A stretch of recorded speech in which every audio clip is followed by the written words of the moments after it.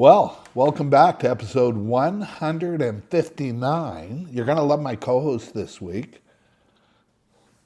It's Marilyn Monroe.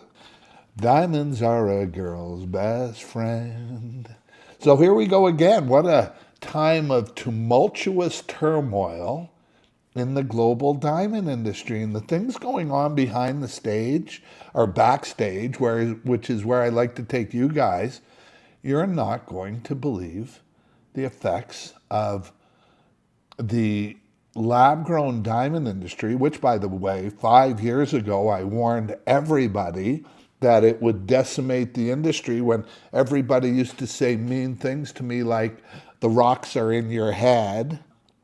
It appears on all points I was 100% right, and I've got some more predictions for you today that you're going to find really compelling and interesting. Look, the diamond industry today is a proverbial, and forgive my French, shit show.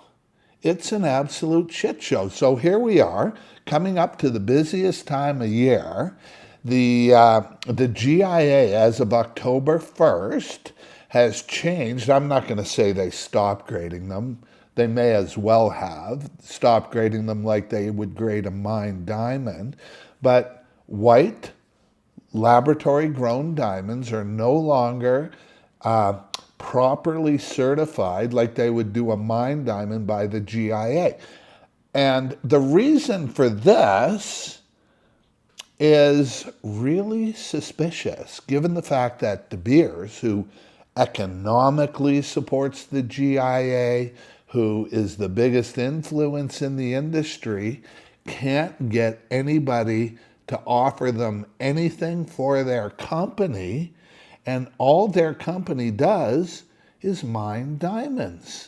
So we're going to jump into that today. We're going to talk about the ethical, the environmental. It's 11th of November. At the 11th hour of the 11th day, I was quiet here today as we listen. There happens to be a military base across from the office. And as we heard the 11 shots from the cannon, to all our veterans, to all of you out there, to all you first responders, of course, we just want to say a heartfelt thank you from everybody here at Rare Rock, the global diamond broker. It's exciting times again in the industry. And understand, I've been here for 43 years doing this. I thought I'd seen it all. But when they told me they could make a diamond in a laboratory, that a GIA graduate gemologist sitting down at their desk with their tools wouldn't be able to tell the difference, that's the case today, by the way, it was too compelling for me. I just had to hop back into the business for another decade or two and see where things go. And things are going exactly where I said they would go.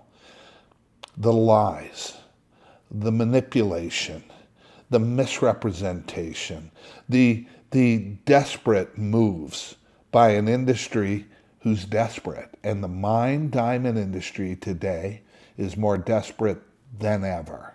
Today at Hotel de Belge in Geneva, Switzerland, the Melon Diamond, a somewhere between $20 and $30 million stone, is up for sale, up for auction at the Christie's auction. Hotel de Belge, I know well, where I spent millions in 2002 on two diamonds, a violet diamond and a pink diamond that turned out to be the two most important diamonds in the world that year.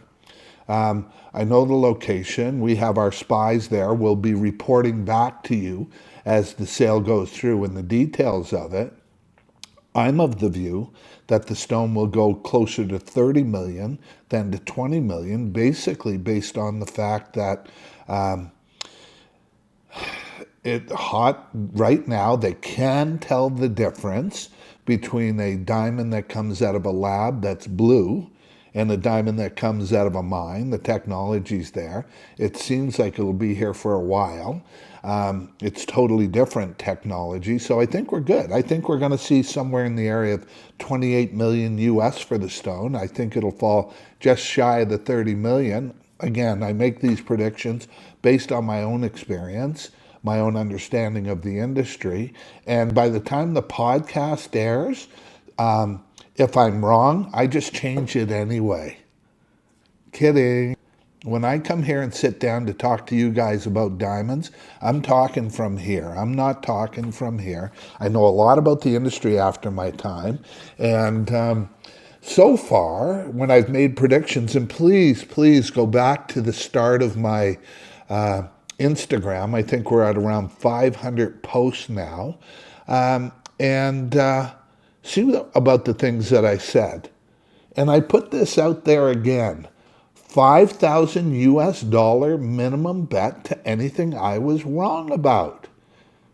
I said laboratory-grown diamonds would decimate the natural diamond industry, and the industry's decimated, and I take no pride in this. Why the natural diamond industry wasn't more prepared for this onslaught is beyond me, particularly when they initiated the onslaught. Union Carbide and De Beers got together in 1954. You'll hear it's other companies. It was Union Carbide, bet me, that got together with De Beers to make diamonds in laboratories. What were they expecting? What in God's name were they expecting if it wasn't for what's happened now, where the guy in the street and his gemologist and their gemologist can't tell the difference? What were they expecting? Why weren't they more prepared? Do we know everything we need to know? And I am not one of these fear mongers, but this is the reality today of what's going on in the diamond industry. You just don't know. There's companies still out of places like India and China who are literally making their own diamonds and being able to certify their own diamonds. How do you know which is which? How do you know who and what to trust? So the GIA has stopped. They're not certifying diamonds anymore that are lab grown like they did. Here's my prediction. They're going to do it again. They were making millions. And their problem is a less reputable laboratory, IGI, is now out there the only company for a lab-grown diamond. And lab-grown diamonds are a multi-billion-dollar industry. The product's getting better and harder to detect, not worse. IGI, the International Gem Lab, you've heard me talk about them before. IGI is a lie. Look, it's not an accurate certificate. You need to get a second opinion from someone who's credible at a minimum on a stone from the IGI.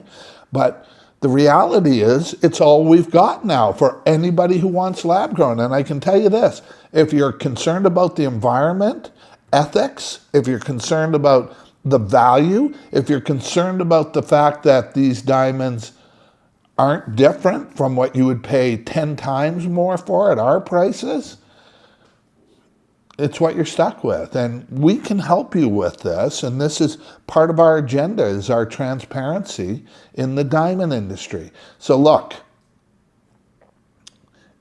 there's still options for you.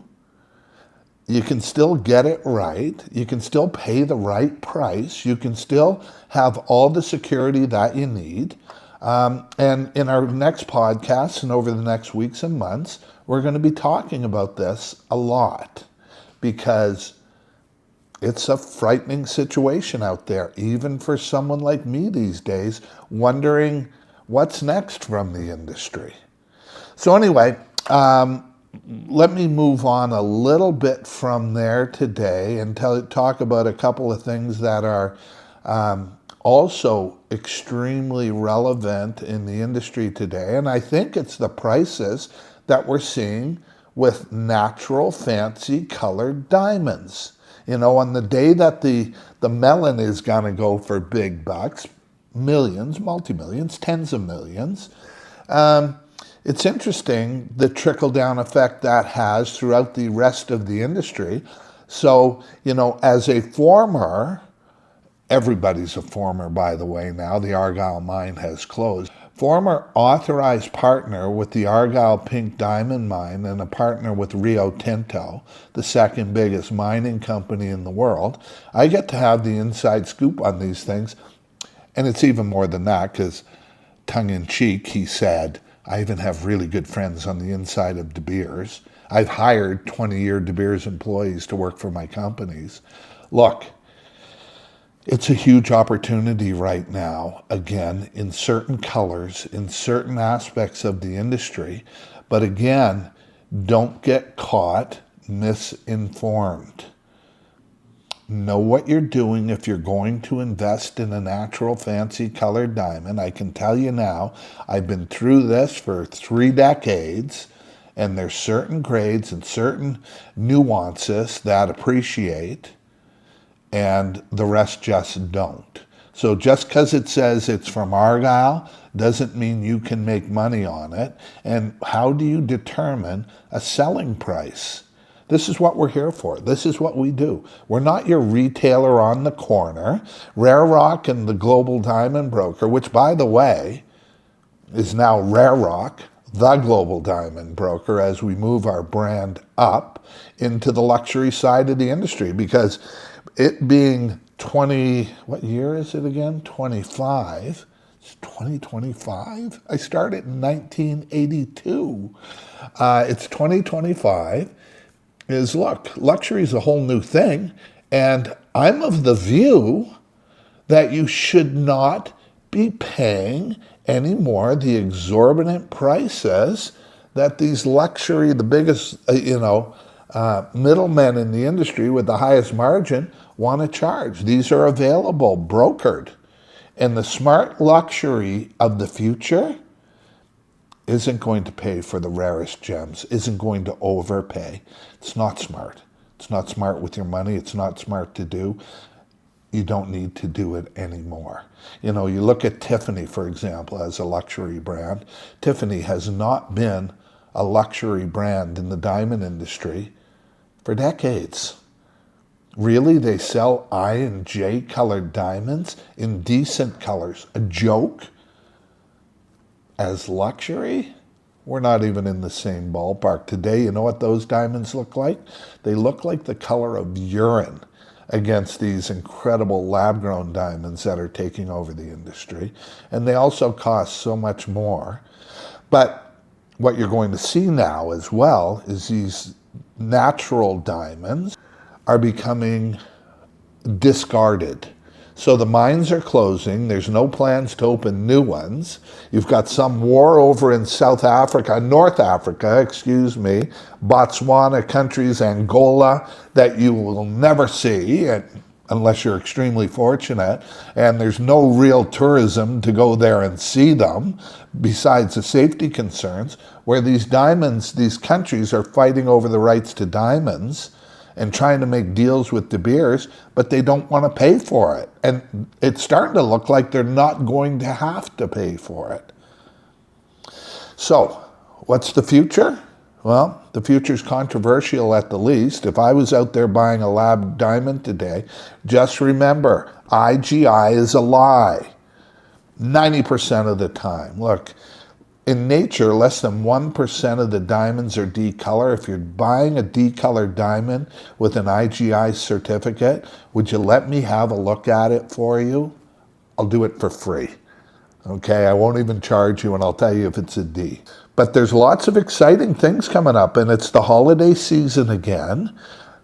All I can say is the same thing I've said for 43 years for people during the holiday season. For goodness sake, don't get duped. Don't pay 700% markups. Own your diamonds direct. And yes, that's another company I used to own. Don't pay the middleman. Be intelligent. By the way, the world's most beautiful diamonds don't make it into the marketplace because guys like me get to them first. So they're not sitting on jewelry store shelves at Tiffany. And food for thought is that they're not very beautiful either. at the other end of the spectrum. So I'm going to tell you a little bit of a story so you understand about color. And I'm talking about the white color. When diamonds first came out, and even today, sophisticated, informed diamond buyers always get transparent. And there's only one transparent colored diamond in a mined diamond, and it's D color. And what transparency means is it's absent of color. So when you go to these auctions like a Sotheby's auction or a Christie's auction happening tonight, you'll see that if there's rare white diamonds, that they're all D color that are up for auction. And the reason is they're rare. Less than 1% of the diamonds that come out of the ground all over the world are that color. And De Beers realized when their business started growing that they weren't mining all D colors at less than 1%, and they had to make choices on the 4 C's. Remember the 4 C's of buying? Cut, color, clarity, and carat? Well, with color, what they decided to do was make a diamond, but be able to sell shit colors. Am I allowed to say shit? What they did is they expanded the colors for diamonds to say, it's D to Z, and G, H, I, J are just fine as diamond choices, and I'm here to say they're not. They're dark diamonds. Certainly today, more than ever, that promise that was given you, that there was some kind of financial security in a diamond, anybody who's owned one for the last generations knows there's nowhere to resell these. There's no secondary market. The secondary market is a pawn shop. You don't get back what you paid for it. So color, they put, and your jeweler will tell you the same lie often, and I mean 95%, will say about a G or H color, oh, once you set it in a ring, it looks the same. No, it doesn't. How can it? Science says it cannot. It's the presence of nitrogen in the diamond, and the diamond gets dark. So the color scale, starting at D going to Z, if we start at the top, D is dazzling, E is exceptional, F is fairly fantastic because we're starting to get enough color into the stone that it doesn't look so hot anymore. G is G. Why didn't I get a D? For the rest of your life. H is horrible, I is indecent, J is a joke. Need I go on?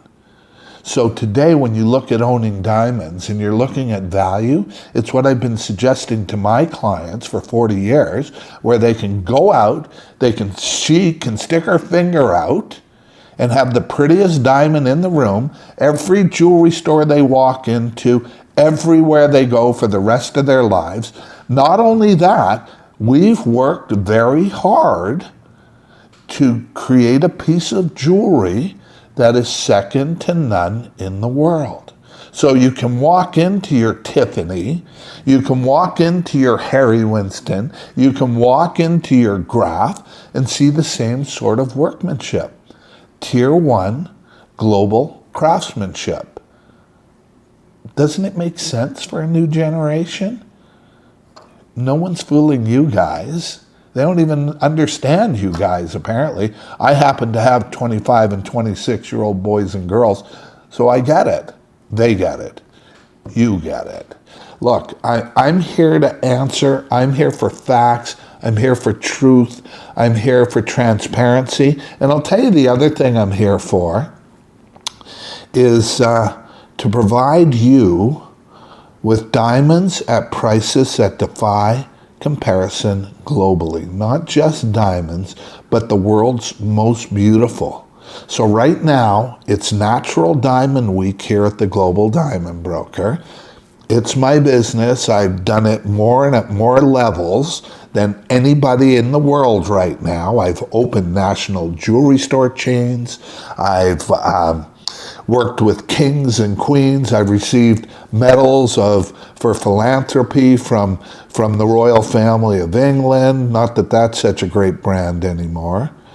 Thank God for social media so I can know what's going on.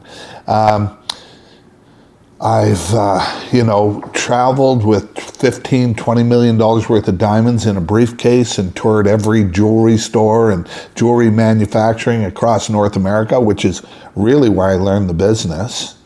And I can assure you of two things. What you want to end up with is number one, beauty. That's for her. She needs to be thrilled. And for the guy, number two, value. Rare rock. The world's most beautiful diamonds, period. Prices that defy comparison. That's for him. She should be thrilled. He should be happy. I figure any guy who's spending tens of thousands of dollars on a diamond, or thousands of dollars, or $500 needs to be happy with the purchase he made, and forever. That's why the brand is here. That's why we're here. I'm here because I'm an egomaniac who loves to hear himself speak. No, scratch that. Can we edit that? I'm Colin Ferguson. I'm the global diamond broker. We support the Rare Rock brand. We are Rare Rock. Rare diamonds, rare beauty, rare pricing, rare access. It's all rare because you can't get it anywhere. DM us, reach out. We're here to help. Thank you, and we'll see you at episode 160.